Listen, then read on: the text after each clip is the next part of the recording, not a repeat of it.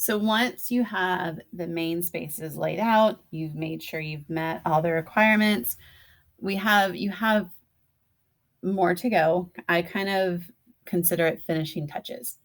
So your corridor, yep, talking about it again. But that corridor is a key element in a really good design, and it can make a huge difference. And it's a necessity that you're going to have. So think about what's the view at the end of the corridor. Is there a shape to it that guides movement? So is it curved? Is there a niche that guides you? Is there space that opens off to one side for seating or for work?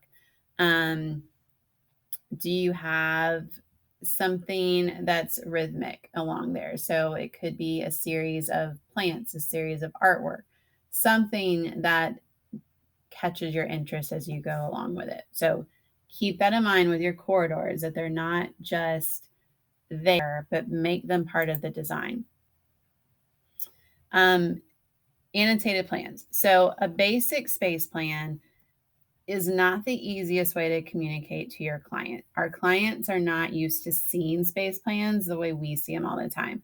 And so if they just looked at this and it just said master bedroom, closet, etc., even this with furniture, they might miss out on some of the key design elements that are there.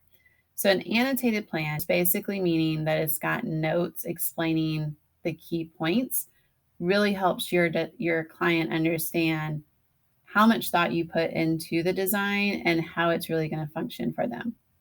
So, and this type of annotated plans is only for your client. So this is not what would go into a construction document. So for example, here, there's some dashed lines under here. Your client could look at this and be like, okay, yeah, there's some seating and looks like a table or something back here. They're not going to truly understand. Adding a note saying that, hey, these are rolling benches that are under the table, so you can pull them out to sit by the fireplace, but also can tuck them out of the way. All of a sudden, that's a key. Oh, wow, that's a great feature. Even things like, here's the door to your outdoor patio. Help them to know where it is. Okay, oh, this is the back of the space and where this is going. The TV here, again, we as designers may understand, okay, this TV is underneath, it's, under a piece of furniture. But letting them know, hey, we're going to recess the TV into this storage piece. And there's also going to be small drawers for storage on either side. Oh, okay. So I'm getting the TV and the storage that goes with it.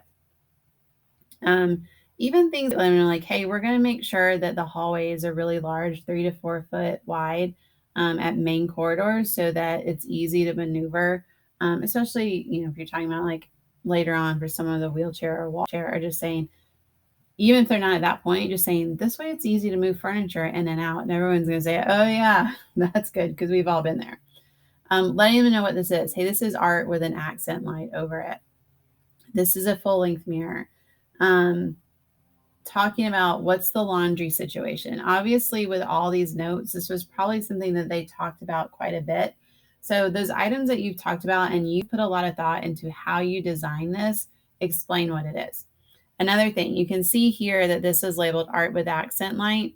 You have that same symbol over here. You don't have to label each one. So they're going to see, okay, this is an art with an accent light. It's probably the same thing here. So you don't have to label all of them, but give them one example so they understand. All right, so those finishing touches really help pull everything together and help your client for the design to not only function for them well, but for them to understand how it's going to function so you get their buy-in from the very beginning.